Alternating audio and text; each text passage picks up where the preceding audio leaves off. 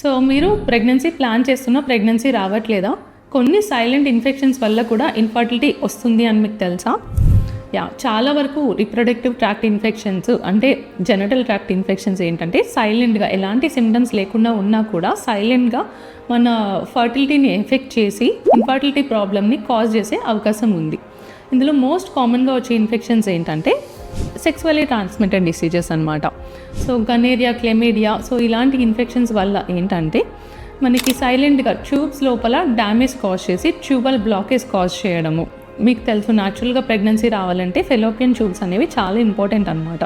So every month మనకి ovulation అయినప్పుడు egg spam కలిసి ఫర్టిలైజ్ అయ్యి ఎంబ్రియో ఫామ్ అయ్యేది ఫెలోపియన్ ట్యూబ్స్లోనే.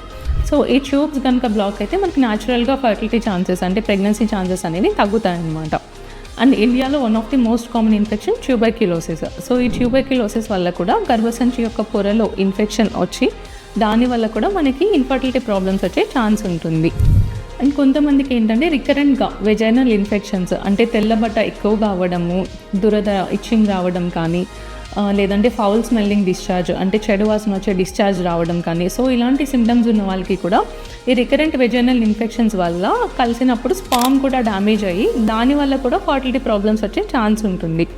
సో మీకు కనుక ఇలాంటి సిమ్టమ్స్ ఏమైనా ఉన్నా, లేదంటే క్రానిక్ పెల్విక్ పెయిన్, కొంతమందికి పెర్సిస్టెంట్గా అంటే చాలా వరకు క్రానిక్గా లోయర్ ఇంటెన్సిటీ లో బ్యాక్ ఏక్ కానీ, లేదంటే లోయర్ అబ్డామిన్లో కడుపు నొప్పి రావడం కానీ, సో ఇలాంటి సిమ్టమ్స్ ఉన్నా కూడా మీ ఫర్టిలిటీ కన్సల్టెంట్ని అప్రోచ్ అవ్వండి.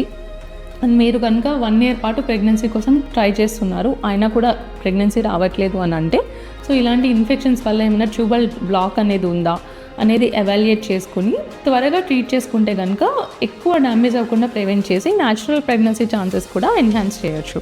Thank you.